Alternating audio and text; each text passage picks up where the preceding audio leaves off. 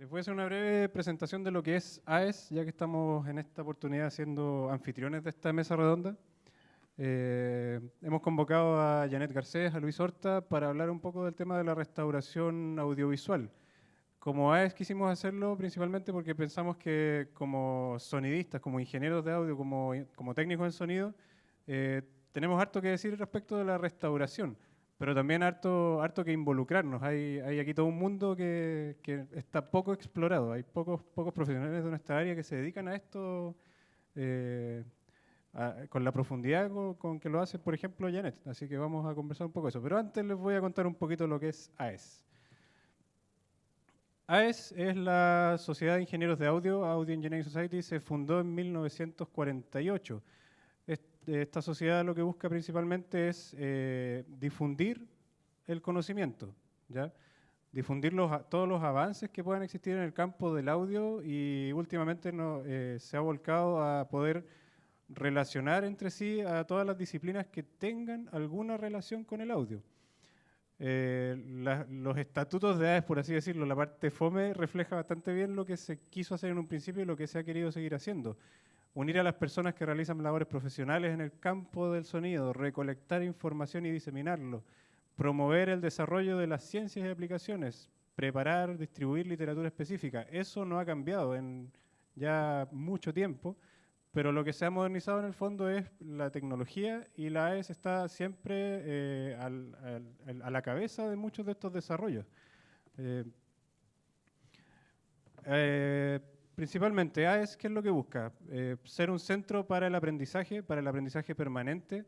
Nosotros sabemos que como estudiantes adquirimos ciertos conocimientos, pero una vez que entramos al campo laboral o ya no somos profesionales, ese aprendizaje no puede detenerse. Entonces la AES es una fuente para seguir aprendiendo, para seguir conociendo. Un centro tecnológico, la AES cuenta con comités dedicados a todos los temas relacionados con el audio que se puedan imaginar.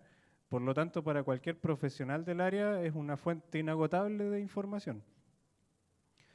Se generan bastantes estándares de audio que se utilizan en cualquier sistema. He escuchado hablar del AES-EBU, por ejemplo. Ahí tenemos un estándar que nació a partir de la AES y que se incorporó ya de uso mundial. Como les decía, la información presente en la AES como repositorio de mucha información es inagotable. Se van a encontrar con lo que busquen. Les aseguro que hay un paper de AES que habla de eso. Historia, hay archivos y registros audiovisuales de entrevistas con quien se imaginen ustedes que ha sido un actor importante en el mundo del audio.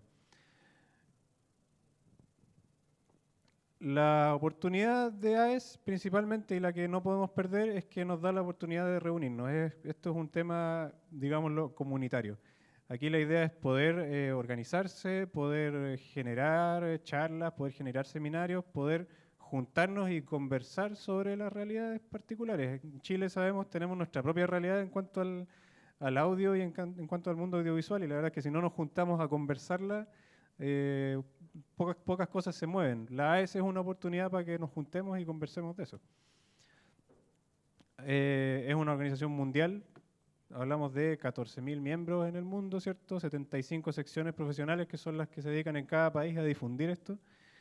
Secciones de estudiantes, hoy día el DUOC ya está a punto de formar su propia sección de estudiantes, lo cual es súper importante. En el AYEP también estamos trabajando para que eso pase. Bueno, no sé si se dijo que soy además jefe de carrera de la AYEP y este año presidente de AES.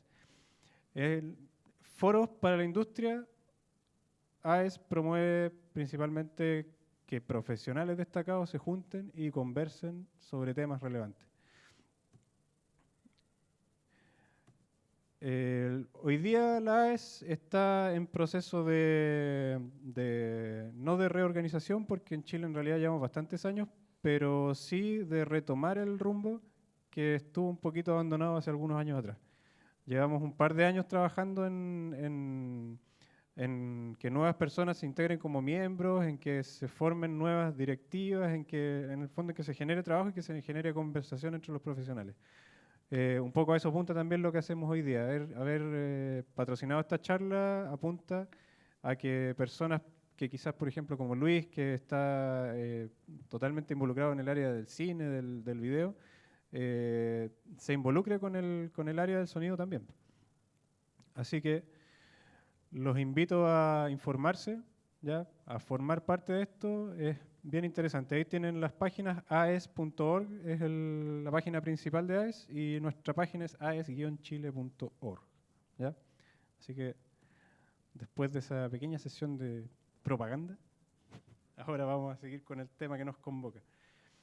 Hoy día vamos a hablar de restauración audiovisual. Yo aquí cedo la palabra a Janet, a Luis, para que nos cuenten un poco en qué estamos, qué es lo que se ha hecho, qué es lo que han hecho ellos, y ustedes conozcan un poco más de este mundo que de a poco se está volviendo relevante.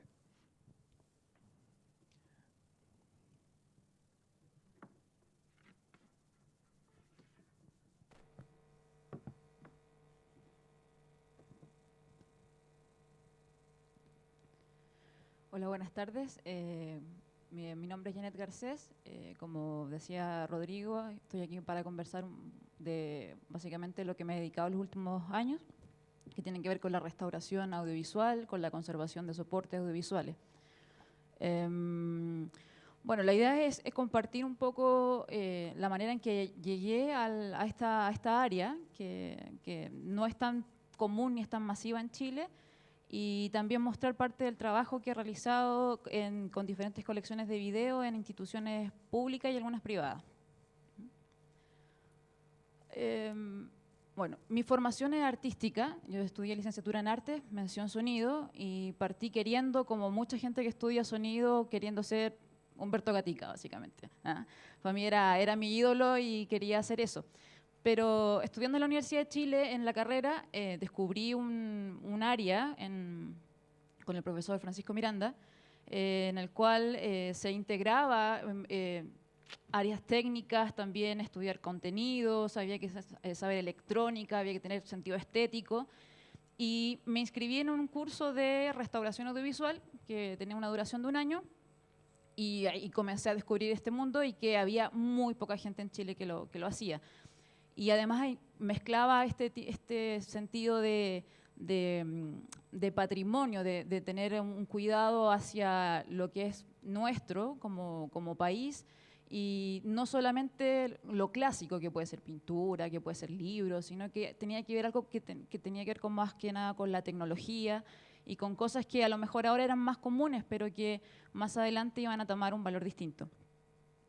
Bueno, ahí comencé a hacer mi práctica profesional en el laboratorio de restauración sonora de la Mediateca, y bueno, ahí comenzó todo principalmente, porque trabajé con una serie de discos de vinilo, restaurando básicamente los soportes. Me refiero a soporte a algo físico, ¿no? Al disco mismo. No trabajar solamente el audio, no lo digital, sino que recuperar el soporte para que podamos oír nuevamente ese material.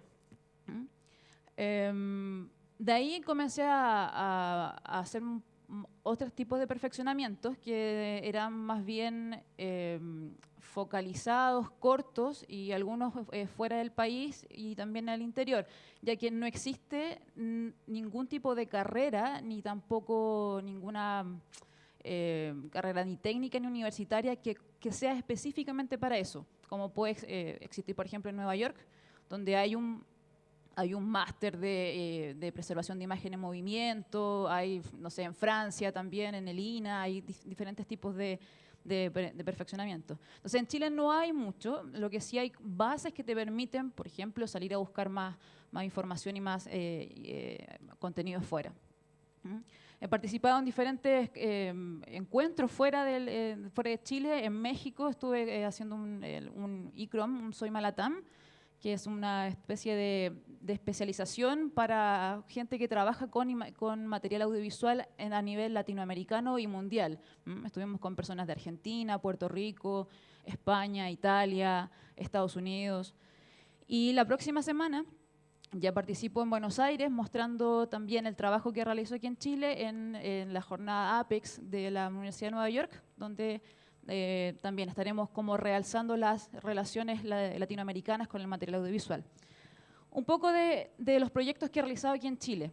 El primero tiene que ver más que nada con el material sonoro de la Universidad de Chile en la colección de discos de las orquestas de los conciertos de verano que se hacían con el director Víctor Teva. Luego también trabajé con la colección de DAT y cassette del Museo de Arte Precolombino, donde se registraba grabaciones en terreno de fiestas tradicionales religiosas, en Toconao, Toconce, Aiquina, en la segunda región. Luego el proyecto con mayor extensión en que trabajé fue el del Museo Nacional de Bellas Artes, donde trabajé con la colección de video de U-matic, VHS, Betacam, Betamax, que sé que Luis conoce bien el material de ahí. Y hicimos un proceso largo que contemplaba desde el rescate de ese material hasta lo que tendría que ser la puesta en acceso. Ese proyecto aún continúa, pero yo tuve que ver con la parte más técnica y más rescate más in situ de ese material. También participé en un proyecto Harvard con la colección sonora del Archivo de Literatura Oral y Tradiciones Populares de la Biblioteca Nacional, donde también recuperar música tradicional chilena, entrevista a diferentes tipos de cantores, poetas, etcétera. Y actualmente participo en dos proyectos, en el cual uno es el que es el mayor, que es el proyecto del Archivo Audiovisual de la Biblioteca Nacional, de la cual soy encargada, y también un proyecto Fondart de digitalización de material audiovisual de un proyecto en el sur de Chile de música tradicional con Patricia Chavarría. Quiero mostrar algunas fotografías de los trabajos, ya que el rol que me ha tocado cumplir tiene que ver principalmente con idear metodologías para abordar materiales o abordar proyectos que tienen pocos recursos, que tienen muchos problemas y que no hay mucha información por falta de formación aquí en Chile. Entonces, son la mayoría proyectos a largo plazo que incorporan muchos aspectos, desde gestión, diseño, optimización de recursos, técnica, comprender técnicamente los soportes que hacer, dinero, todo, ¿no?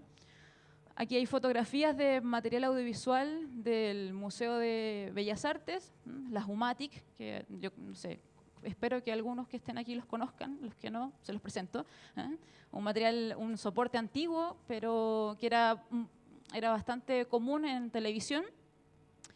Ahí estamos realizando restauración física de los soportes, ya que estas colecciones, al estar expuestas a humedad, generan hongos, tienen hidrólisis y diferentes aspectos que no permiten reproducirlo.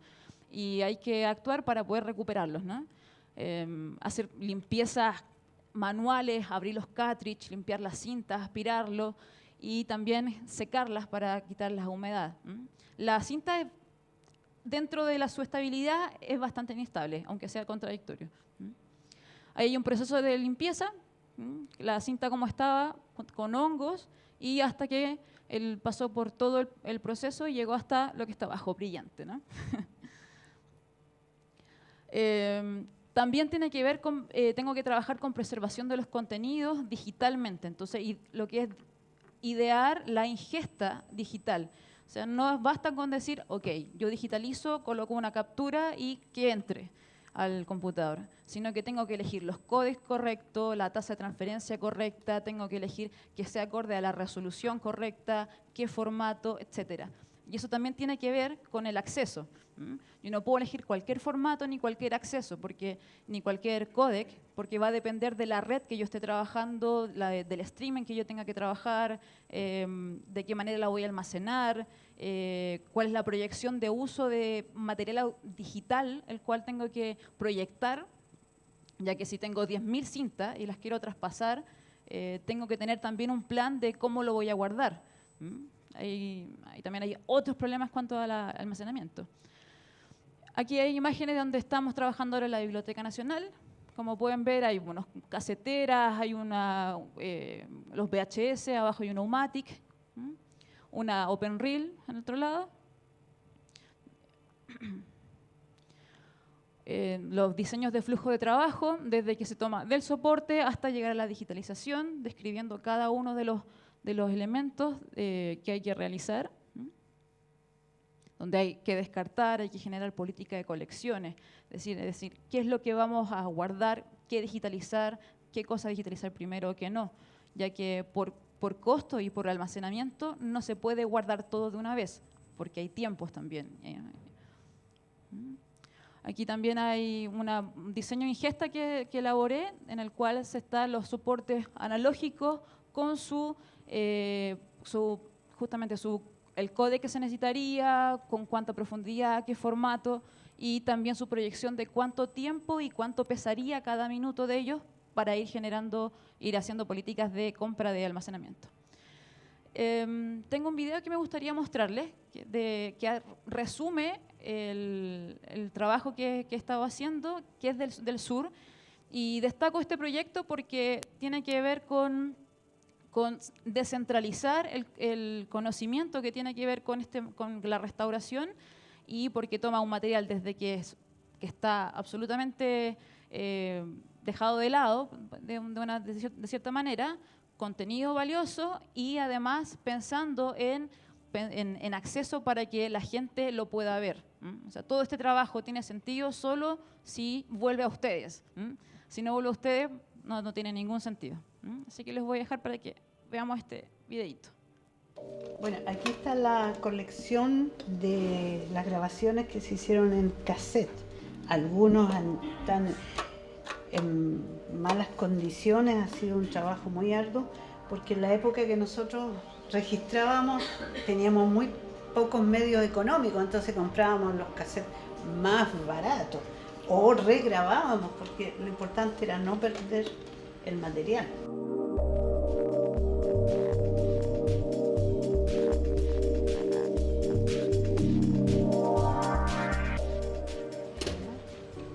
Aquí están los VHS entonces, algunos, porque los otros están en la... Por ejemplo, aquí dice Alvarita Parra, María Nova, María Cisterna, son 3 cantoras de la localidad de Penco. Yo comencé a investigar, a grabar en el año 1964, en las antiguas cintas reel. Estos son grabaciones de Curanipe, por allá de la comuna de Peyúgue. En fin, ahí está el proceso del telar, la fiesta de la Cruz de Mayo en Peyúgue.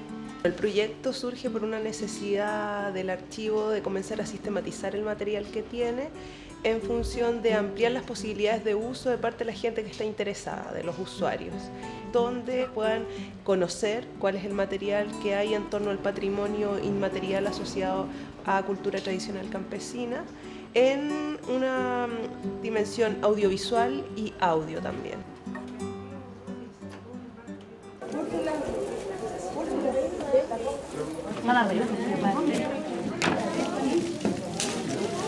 Vale, espérenme.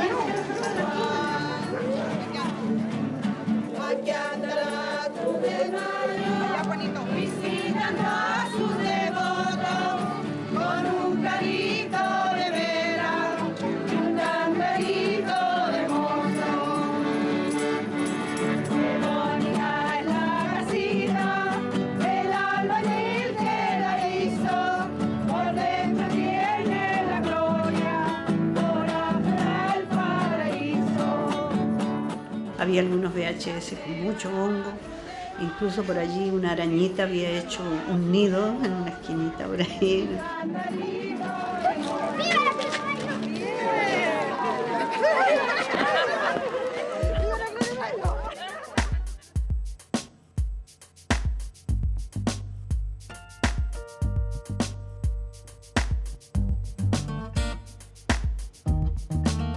Habían algunos problemas de conservación, pero dentro del proceso y el proyecto contemplamos una etapa de restauración y fue buenísimo, resultó perfectamente para poder capturar el material analógico en digital, y eso lo hicimos, logramos incorporar unas tarjetas especiales que nos permitían transferir la información y capturar el contenido, que es lo que queremos resguardar para futuras generaciones, ¿no?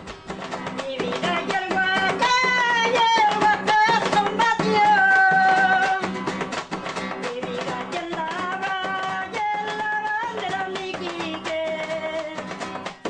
Mi vida y el bandera liquique. El tema de la especialidad en conservación, sobre todo a nivel regional, es muy poco desarrollado, está centralizado en Santiago y nosotros tenemos el privilegio de contar con el apoyo de IANET en ese sentido y también de articular, ¿cierto?, un trabajo posterior que tiene que ver con manejar una base de datos con contenidos informativos suficientes para que una persona pueda decidir cuál tema o qué soporte utilizar, digamos, en términos de búsqueda y de investigación. El sistema de momento está en español e inglés, pero se puede editar a cualquier otro idioma por si en algún momento viniera una persona extranjera a trabajar o cualquier cosa. Basta con un clic. No, y es una ventaja que sea gratuito y que las plataformas... Y ya está con su primera etapa de soporte completa. Solamente falta la etapa de documentos, que es lo que se viene, así que vamos para arriba. Para mí lo importante de este proyecto es que pueda trascender, que este material tan importante siga vivo, y una de las formas de que siga vivo es difundirlo y que sea trabajado ya sea por investigadores, por intérpretes, por creadores, en fin. Florida, ¿no? Penco, hay mucho material.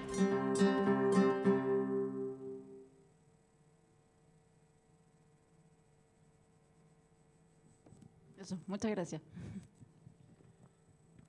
Bueno, yo viendo esto, yo me declaro un participante del tema de la restauración, pero digamos a un nivel que tiene que ver quizás con el archivo de audio ya digitalizado. Y yo creo que muchos a lo mejor de nosotros también, ustedes han tenido experiencia trabajando con algún software que ayuda a eliminar ruidos, que ayuda, qué sé yo, que tiene, qué sé yo, sus algoritmos especiales para quitar algún ruido particular. Pero lo que vemos acá y descubrimos es que en realidad, si uno habla de restauración, el mundo es mucho más amplio. O sea, para nosotros como profesionales del audio, sería súper relevante poder involucrarse al nivel de entender esto más allá del software particular, sino que verlo como un todo, verlo desde la fuente, entender cómo afecta el tema de primero recuperar un medio en el que fue esto grabado originalmente y cómo el rescate de eso no solo tiene que ver con quitar el ruido, esto va mucho más allá. No sé qué opinas tú de eso. Sí, principalmente el hecho de que se tome la restauración como solo quitar ruido no aborda un punto básico en el concepto de restauración de arte en general, ya que la restauración misma lo que hace es tratar de recrear la experiencia estética que tuvo la persona cuando la obra ocurrió. Entonces, cuando uno tiene ya sea un audio, si uno traslada ese pensamiento a ese formato, si uno le está quitando ruido y está haciendo que suene con una calidad parecida a un CD, en realidad uno no está haciendo restauración, sino que uno está haciendo que lo está remasterizando, está haciendo que suene como si fuera actual. No está respetando la historia de él ni cómo sonaría. Esa es mi percepción sobre cómo abordo también las colecciones. Y claro, tiene que ver con la restauración, es mucho más amplia y también que incluye la conservación. O sea, cuando uno conserva digitalmente o preserva digitalmente, no es solamente decir, digitalizo y ya está. No, porque el mundo digital está constantemente cambiando. Entonces, el formato que yo tenía hace 2 años actualmente ya no es tan masivo como ahora. Entonces, significa que como antes. Entonces, si lo proyecto a 10 años más, ¿qué va a ocurrir entonces? Y si yo trasladé toda mi información análoga a un soporte que va a ser obsoleto en 10 años más, perdí todo mi contenido. Tendré que hacer todo de nuevo. Entonces, por eso hay que estar pensando siempre adelante y hay que estar conociendo muy bien las características de lo digital, ya que a veces se trabaja como si fuera una caja negra. Yo digitalizo, pero lo que pasa exactamente no lo manejo tanto. Entonces hay que indagar en los códecs, hay que indagar en los tipos de compresión, en la resolución, en el bitrate del vídeo, en los formatos, estudiar cuáles son las características de los software, las compresiones mismas. Hay un mundo enorme. Y también en cómo guardar, cómo almacenar. Si almaceno en disco duro, almaceno en cinta, pero digital, como puede ser LTO, que uno es el Linear Tape Open, que es otro tipo de sistema de almacenamiento, en discos ópticos de Sony, que también tiene un sistema que trabaja Canal 13. En fin, hay muchos aspectos que claramente son enormes y falta gente. Eso. Me parece. Vamos a darle la palabra a Luis para que nos cuente de su experiencia, porque él también tiene quizás otra mirada que aportar.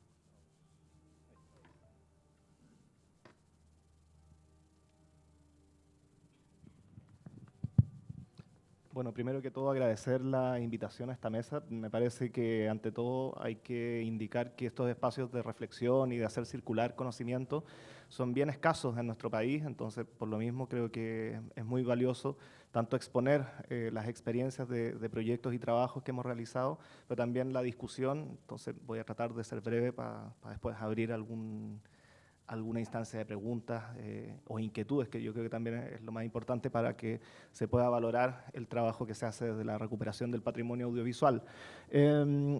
Para efectos de esta actividad, quería contar un proyecto particular que realizamos de restauración y recuperación de una colección de películas desde la Universidad de Chile.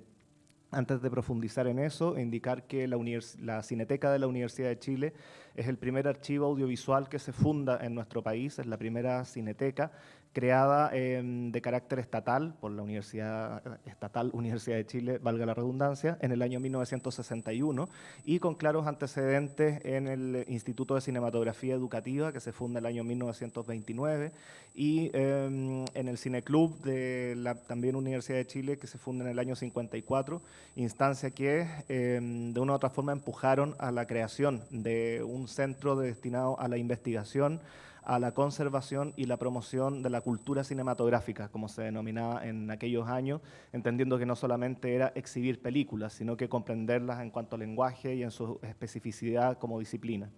La Cineteca de la Universidad de Chile logró contar con una de las colecciones cinematográficas más grandes de todo nuestro país, y no solamente eso, sino que además se encargó de recuperar y recopilar fotografías del cine chileno, recortes de prensa, contó con la biblioteca de cine más grande y completa que había en nuestro país, afiches y, por supuesto, piezas cinematográficas nacionales e internacionales, particularmente latinoamericanas. Todo esto se acaba de golpe el día 11 de septiembre de 1973, con la intervención de los militares en la Universidad de Chile, primera vez en toda la historia que los militares intervienen en la principal casa de estudios de nuestro país. Eso significó que las películas desaparecieran por mucho tiempo. Técnicamente no desaparecieron, sino que pasaron en calidad de estorbo en distintas dependencias de la universidad, hasta que en los 90 fueron entregadas a una fundación privada. Las colecciones de fotografías también, es así, están desaparecidas casi íntegramente hasta el día de hoy, se desconoce su paradero, y también contamos con la pérdida de todos los equipos de trabajo que tenía la Cineteca. Me refiero a moviolas, equipos de proyección, incluso cámaras de 16, 35 milímetros, materiales de revisión de material fotoquímico, etcétera, etcétera. En el año 2008 comenzamos un lento proceso de reapertura de la Cineteca, y también es importante decirlo que fue la última unidad clausurada por la dictadura que fue reabierta. Esto ocurre en marzo del año 2008, y a partir de ese minuto hemos desarrollado un largo plan de conservación de nuestro material fílmico. Lo primero que hicimos fue un acto que es entre simbólico y técnico, ¿no? Que es devolver a la Universidad de Chile la colección de películas que se encontraba, como antes había mencionado, en poder de una institución privada particular. Una vez que se hace esta recuperación de los materiales, se realiza un lento trabajo de catastro para identificar, primero que todo, qué películas hoy día contábamos, cuál era ese archivo. El archivo que nosotros recibimos contaba de alrededor de unos 2.000 rollos de material cinematográfico en 35 milímetros, 16 milímetros, e incluso algunos registros en Super 8 milímetros. Eso lo fuimos ampliando también con nuevas incorporaciones en soportes videográficos, VHS, U-Matic, Betacam, Betamax y también otros formatos como 9,5 milímetros, formatos cinematográficos. También esto fue acompañado de un largo proceso de investigación que significó identificar qué películas tenía la Universidad de Chile hasta el año 1973.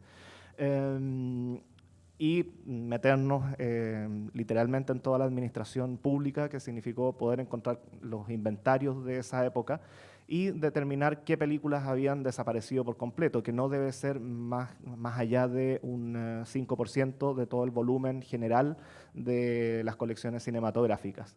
Como yo lo decía, las fotografías, la biblioteca, los afiches de cine están desaparecidos hasta el día de hoy.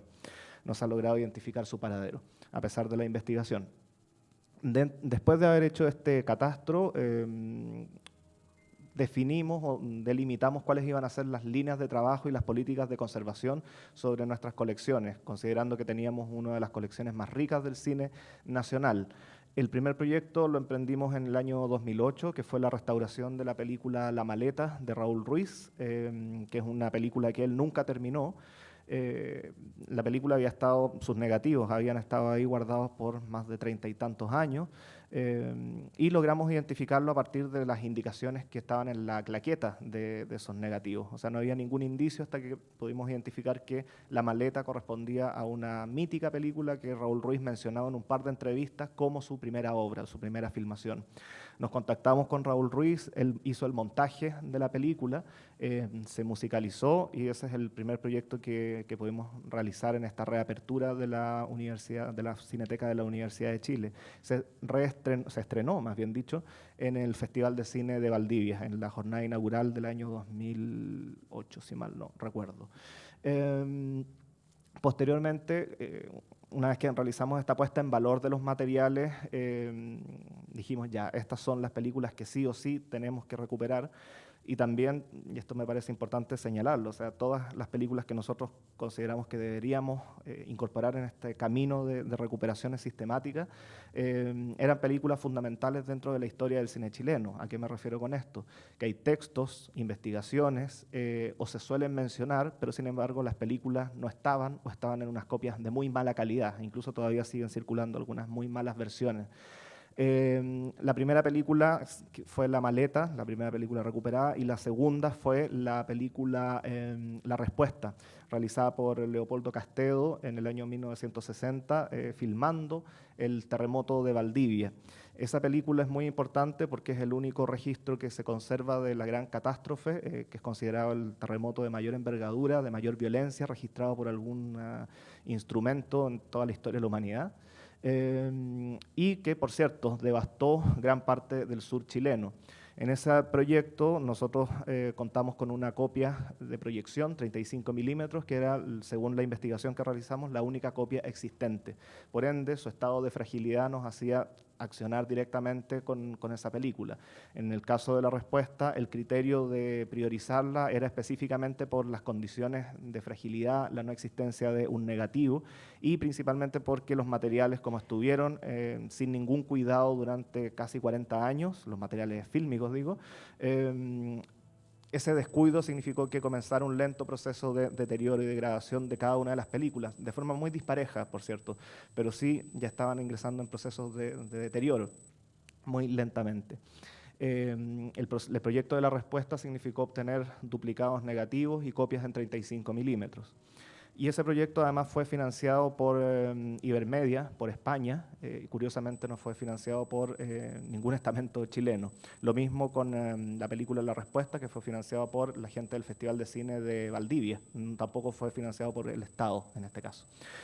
Y el tercer proyecto que emprendemos es el que quería contar sintéticamente ahora, que corresponde a una selección de documentales sociales, como lo denominamos nosotros, del periodo 1962 a 1973. Permiso. Ahí están las películas con las cuales trabajamos. Me acabo de dar cuenta que falta una, que es Entre ponerle y no ponerle, de Héctor Ríos. Las películas son Aquí vivieron, realizada por Pedro Chaskel y Héctor Ríos. Testimonio, de Pedro Chaskel. Venceremos, también de Pedro Chaskel con Héctor Ríos. No es hora de llorar, de Pedro Chaskel con Luis Alberto Sanz. Y Reportaje a Lota, de José Román y Diego Bonacina. Como yo decía, abarca un periodo de más o menos 10 años de producción de documentales en nuestro país. Son películas bastante relevantes.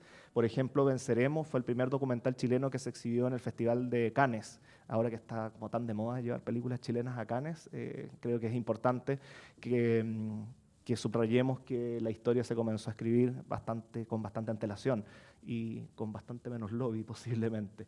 Eso significa que todas estas películas nosotros las instalamos como parte relevante de la producción cinematográfica nacional y por eso las elegimos. No son las únicas, hay bastantes más, pero que las también colocamos en un carácter prioritario por las condiciones de deterioro. De todas estas películas teníamos los negativos y los negativos de imagen y las bandas de sonido magnético. Con excepción de Reportaje a Lota, que teníamos una copia única de proyección en 16 milímetros que estaba en excelente estado, y eso también nos hacía tener que colocarla como prioridad, porque era una película que forma parte también, como todas las otras, de este grupo de películas producidas por la Universidad de Chile, de dos cineastas muy importantes del periodo, como son José Román y Diego Bonacina. Diego Bonacina además fue un destacado fotógrafo que participó en películas como Tres tristes tigres de Raúl Ruiz.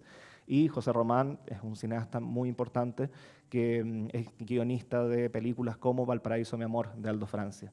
En ese contexto hicimos un proyecto postulado al Consejo Nacional de la Cultura y las Artes en su línea de apoyo a la conservación del patrimonio audiovisual chileno, proyecto que esta vez sí pudimos ganar, o sea, concursamos como cualquier institución, digamos, y fue asignado esta vez, afortunadamente, recursos bastante modestos, pero que nos permitieron hacer un proceso que entiendo por primera vez incorporaba el trabajo específico de sonido, de restauración y recuperación del sonido.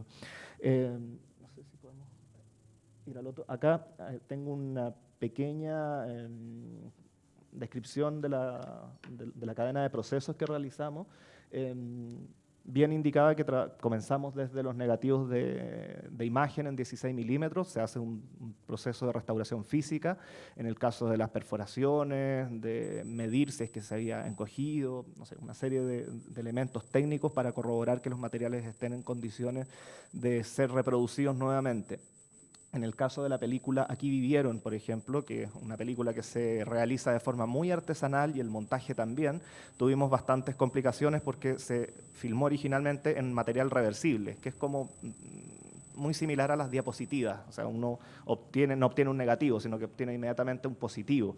Y ese positivo se duplicó y por ende el desafío era recuperar la textura y la calidad fotográfica que originalmente tenía el material reversible, no el negativo. Y para eso teníamos los reversibles originales, pero que habían sido muy maltratados por el mismo proceso de montaje, pero ya era una referencia en cuanto a la calidad de la fotografía original de los materiales. Pero los negativos también habían sido bastante maltratados y eso significó un proceso muy delicado de trabajo con esta película en especial. En cambio, otras películas como Venceremos tenían bastante buena calidad de imagen, o Testimonio, que también tenían bastante buena calidad de imagen. Y en el caso de No es hora de llorar, los negativos originales les había caído agua posiblemente por el descuido en el que estuvieron o el abandono en el que estuvieron durante tantos años. Y eso, después Rodrigo nos puede contar un poquito más, reincidió en la calidad de la reproducción del sonido y también en algunos elementos de la imagen, que lamentablemente ya no podemos reparar de forma tan específica como nos hubiese gustado.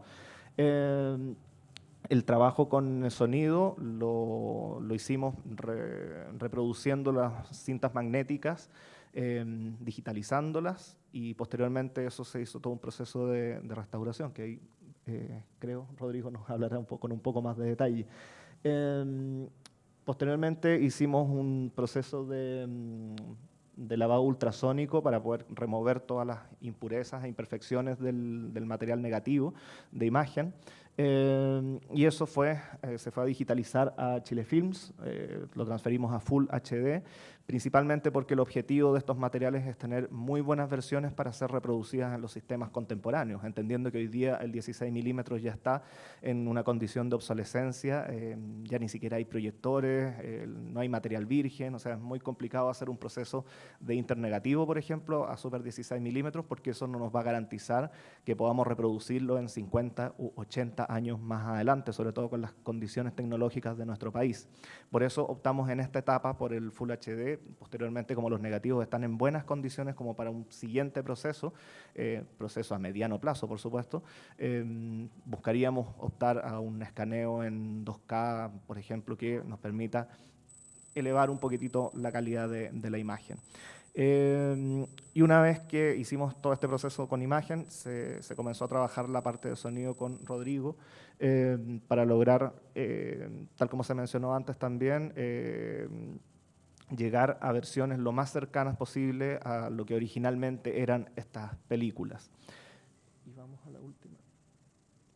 Y ahora, que es la parte que en realidad, o sea, después de toda esta cadena larga de procesos que he tratado de sintetizar, llegamos a la parte que es la más importante, que recién ahora está comenzando, que es la circulación de las películas, y que sean un elemento importante para la educación del patrimonio, en torno al patrimonio audiovisual. O sea, consideramos que la recuperación y todos los procesos técnicos son estériles si es que no van acompañados de una política de educación, y que estos materiales formen parte del imaginario colectivo o como complemento didáctico, pedagógico en el aula, o utilizados simplemente para que se vuelvan a exhibir estas películas y exista el acto del reencuentro con estas piezas documentales. Las estrategias que nosotros estamos desarrollando son bastante pragmáticas, por decirlo así. La primera es que vamos a hacerlo itinerar por festivales de cine, no necesariamente festivales de cine de patrimonio o especializados, sino que abrirlo lo que más se pueda.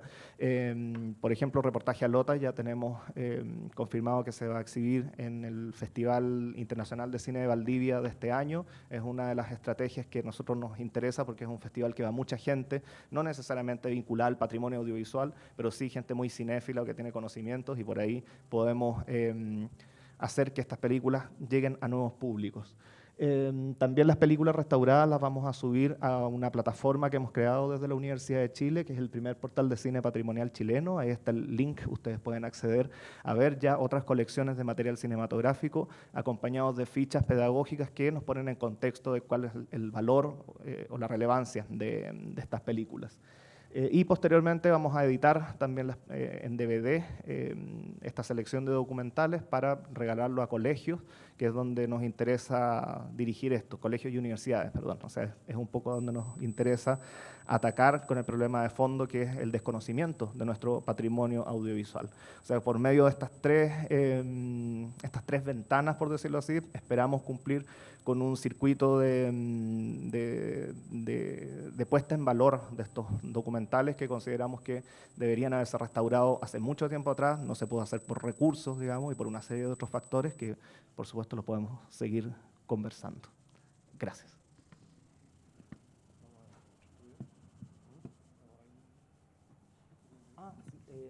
Hay un fragmento que me gustaría mostrar de la película Testimonio con los resultados de la restauración.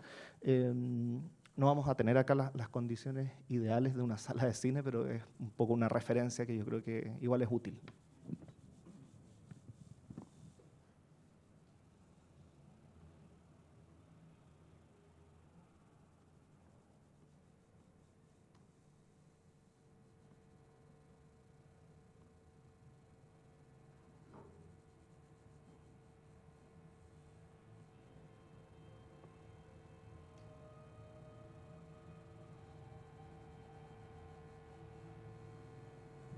Esa no es la música de la película, por si acaso.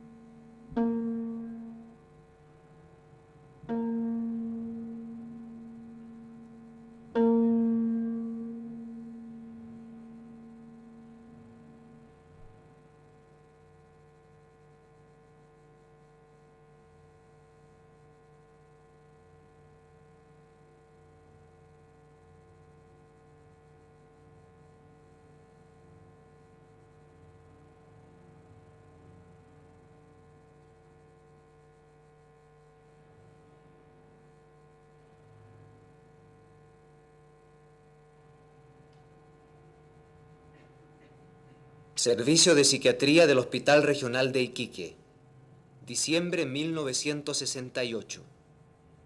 Servicio de hombres, 29 enfermos para cuya atención existen. Una clínica sin lavatorio, sin agua, sin ventilación, sin iluminación. Una pieza en condiciones ligeramente mejores para consulta del médico.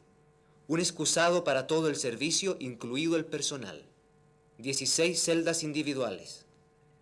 Servicio de mujeres. Atiende a 23 enfermas en condiciones prácticamente similares a las del servicio de hombres. En los presupuestos para la refacción del Hospital Regional de Iquique, el servicio de psiquiatría no fue incluido. Personal. Un solo auxiliar de enfermería por turno. Un solo empleado de servicio para cada 24 horas. Un médico psiquiatra que debe atender también al servicio de mujeres.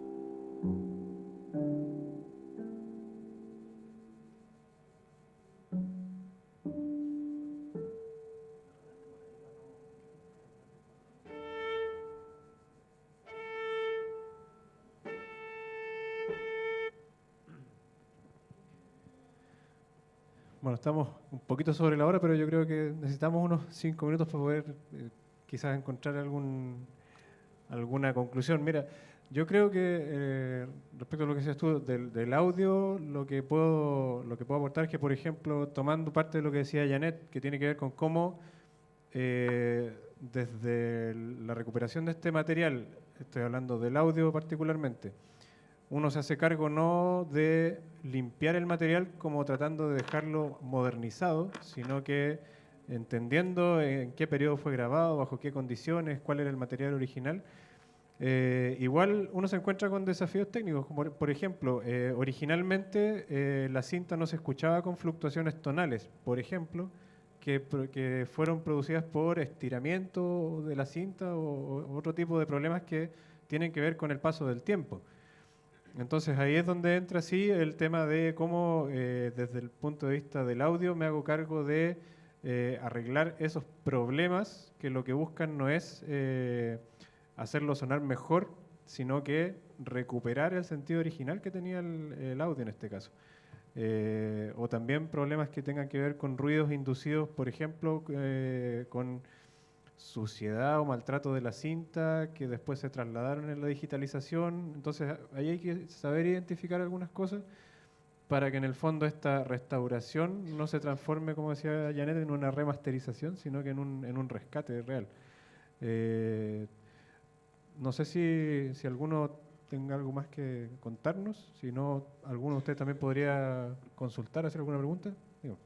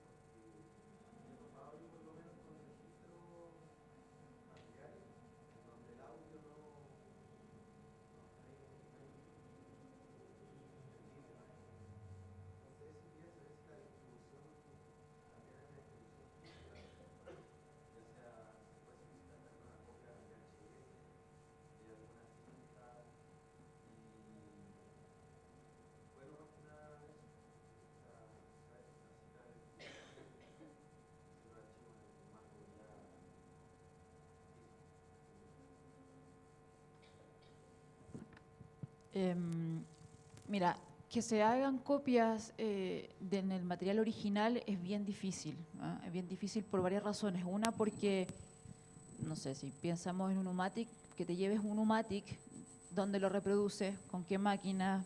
Donde ya no hay U-matic originales. Pero lo que tú mencionas de que bueno, hay errores que pueden ser producidos como en la concepción misma del contenido, del material, y tomando esto de que se respeta el original, hay que entender una cosa: cuando se preserva o se conserva el material, tú haces una especie de archivo de preservación, donde tú tomas la mayor cantidad de información digital para resguardarlo tal como era el original. Pero no quiere decir que sea lo único que hagas, por ejemplo, sino que tú, a partir de ese original que tiene toda la información en digital, tú puedes hacer otras copias que sean para poder acceder, que sean para poder postproducir, en el caso que tengas derecho o tengas acceso a los derechos, porque también es otro tema. Porque tú no puedes llegar y decir, yo voy a tomar esto, lo voy a cortar, lo voy a arreglar, porque también hay productores, hay derechos involucrados y no puedes llegar y alterar o que te entreguen una copia, por ejemplo. Entonces, tú puedes hacer más versiones digitales en las cuales las puedes restaurar digitalmente, puedes hacer que suenen mejor, puedes rescatar algo, pero el sentido original de preservar y rescatar, es decir, esto que fue grabado así, que fue concebido así, lo preservo. Una vez que tengo resuelto eso, ok, hagamos más cosas y propongamos cosas distintas. No sé si te respondí. ¿Sí? Claro, por ejemplo, en el caso de lo que estaba haciendo Luis en la Cineteca y de cómo yo pude participar en eso, ocurre justamente lo que menciona Janet. Hay una intención de, por ejemplo, mejorar la inteligibilidad de algunas frases que no se entienden, pero ahí hay un trabajo conjunto, o sea, la preservación ya se realizó, viene una segunda etapa en la que ya hay un trabajo de reparación. Y en ese caso fue súper relevante, por ejemplo, contar con la presencia de Pedro Chasquelo, de José Román en el estudio, indicándonos qué es lo que ellos querían o cuál era su intención original y que no se aprecia bien en el audio, y eso poder trabajarlo y mejorarlo. Entonces hay que entender esa separación entre la preservación que es tener el material original con sus características, como fue, y procesos posteriores que pueden tener que ver con mejorar alguna característica propia de lo que alguien puede detectar como un problema.